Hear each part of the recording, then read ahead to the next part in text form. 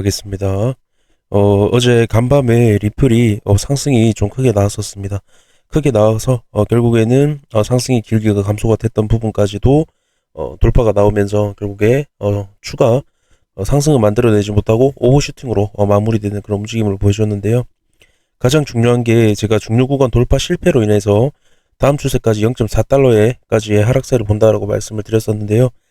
어제 중요 구간 돌파 잠시 나왔다가 바로 다음 봉에 바로 밑으로 내려버리면서 결국에 안착하지 못하는 모습을 보여줬습니다. 결국에 오버슈팅이 나왔다라는 건 안착하지 못했다라는 말도 되기 때문에 현재 결국에 안착하지 못한 상태로 밑으로 지금 하락세가 이어지고 있는 상황입니다. 그래서 현재 부분 말씀을 드려보면요. 이런 오버슈팅 같은 경우에는 어떤 이슈 그리고 어떤 기대감이 있을 때 오버슈팅이 나오는 편인데 그 오버슈팅이 나왔을 땐 결국에는 거래량이 굉장히 많이 동반이 되면서 나오겠죠. 그래서 그런 거래량이 동반이 된 오버슈팅이 나왔을 때는 해당 구간을 지지를 잘 받고 어떤 중요 구간에 대해서 지지를 잘 받고 추가적인 상승을 만들어 준다면 굉장히 이상적인 상승으로 볼 수 있지만 현재 상황처럼 어떤 중요 구간에 대한 돌파 이후에 바로 내려버리는 그림, 즉 오버슈팅으로 마무리가 된다라고 하면은 해당 거래량도 굉장히 이전보다 훨씬 많이 터졌기 때문에 이러한 모습이 나왔을 때는 결국에는 지금 1시간봉 그리고 이 추세 자체는 일봉에서 굉장히 큰 봉이기 때문에 어떤 중단기적인 굉장히 큰 봉이기 때문에 신뢰도가 높습니다. 그래서 이런 식의 어떤 거래량이 많이 터질 오버슈팅이 나왔을 때는 이 이후에 이런 하락세 그리고 추가적으로 더 하락할 수 있는 확률이 훨씬 더 높아진다라는 겁니다.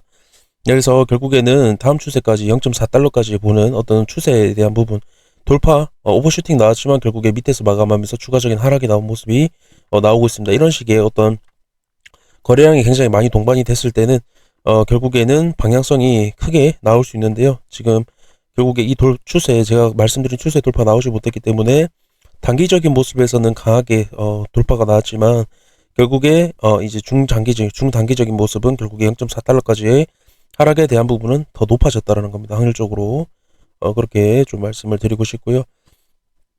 다시 단기적인 모습 좀 말씀을 드려보면요. 일단 이런 중요 구간에 대한 돌파 어떤 오버슈팅이 나온 이후에 그리고 추세 이전에 길기가 감소가 됐던 부분까지도 오버슈팅이 나온 이후에 어떤 저항을 맞고 강하게 하락을 했을 때는 이때도 마찬가지로 어떤 추세에 대한 길기에 대한 돌파가 오버슈팅이 나왔지만 결국에 저항 강하게 맞고 밑으로 내려왔을 때는 추가적인 하락이 나온다.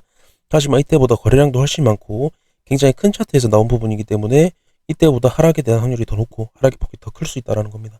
거래량 굉장히 많이 나왔죠. 어제 29일 이슈에 대한 기대감으로 인해서 상승이 강하게 나왔었는데요. 결국에 어떤 제가 말씀드린 어떤 중요 추세에 대한 이탈, 그러니까 중요 추세라고 하면 일봉상에서의 중단기적인 한 번도 깨지 않았던 이 지지를 잘 받았던 구간에 대한 이탈이겠죠.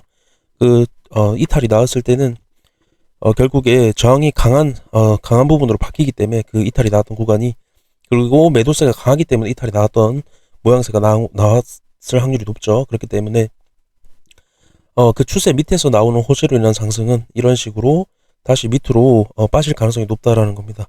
그래서 가장 중요한 건 어떤 추세에 대한 이탈이 나왔을 때 해당 구간을 돌파를 했을 때 안착을 잘 해주는지 이 이탈이 나왔던 부분이 결국에 하락 속임수로 마무리가 되는지 그 부분을 유심히 지켜보고 움직임을 관찰하는 게 중요한데요. 현재 결국에는 돌파를 하지 못했다라고 말씀드리고 싶습니다. 그래서 결국엔 하락에 대한 부분이 더 커졌다.